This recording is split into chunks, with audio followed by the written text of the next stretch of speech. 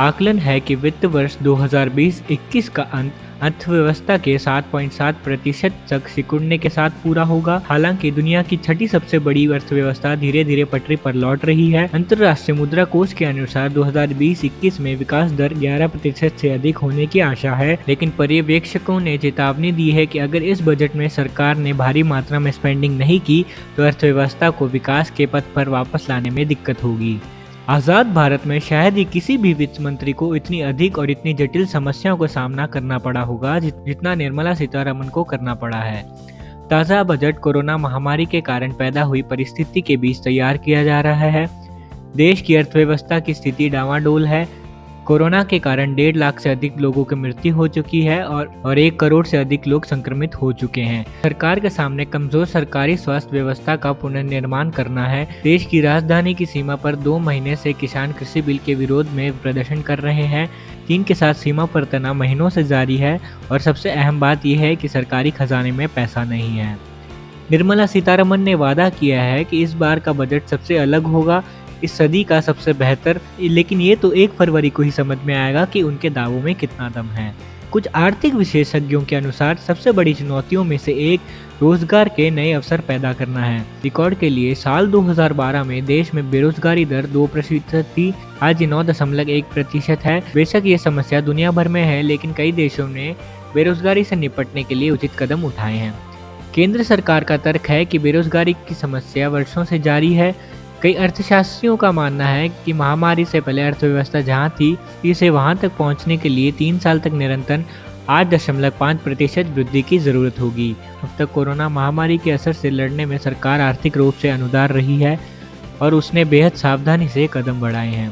अधिकतर आर्थिक विशेषज्ञों का तर्क है कि मोदी सरकार के लिए राजकोषीय अनुशासन के बारे में बहुत अधिक परवाह किए बिना बड़े पैमाने पर खर्च करने की जरूरत है। प्रधानमंत्री नरेंद्र मोदी ने पिछले साल मई में 20 लाख करोड़ रुपए खर्च करने की घोषणा की थी और इसे स्टिमुलस पैकेज कहा था। जन धन और दूसरी योजनाओं के तहत सरकार ने हाशियों पर रह रहे गरीबों के खाते में कुछ पैसे डाले, और लेकिन इससे मांग बढ़ने वाली नहीं थी क्योंकि मदद की राशि बहुत कम थी। ये समाज के सभी गरीबों को नहीं मिली। छोटे व्यापारियों को कोई मदद नहीं मिली। बाद में बैंकों में नकदी तो आई, लेकिन छोटे व्यापारियों को इतना नुकसान हुआ कि वो बैंकों से कर्ज लेने की स्थिति में भी नहीं थे। इसके अलावा छोटे और मध्यम व्यवसायों को जो मिला वह कुछ प्रमुख अर्थव्यवस्थाओं की तरह एक बार की नगद सहायता भी नहीं थी, लेकिन सरकारी प्रयासों ने उनके लिए बाजार में पर्याप्त तरलता पैदा की। भागीरथ के मुख्य आर्थिक सलाहकार के.वी. सुब्रमण्यम ने पिछले साल जुलाई में कहा था कि जब कोरोना के टीके उपलब्ध होंगे तो एक भारी स्टिमुलस पैकेज के लिए सही समय होगा। Federation of Indian chambers of commerce and industry द्वारा आयोजित एक वेबिनार में उन्होंने स्पष्ट रूप से कहा था कि ये अगर का प्रश्न नहीं है, यह कब का सवाल है। आमतौर पर केंद्र सरकार के पास पैसे कमाने के 5 मुख्य जरिए होते हैं। जीएसटी से 18.5%, कॉरपोरेट टैक्स से 18.1%, व्यक्तिगत आयकर से 17%, एक्साइज ड्यूटी से 11% और सीमा शुल्क से 5.7%। पिछले कुछ महीनों में जीएसटी संग्रह में तेजी आई है।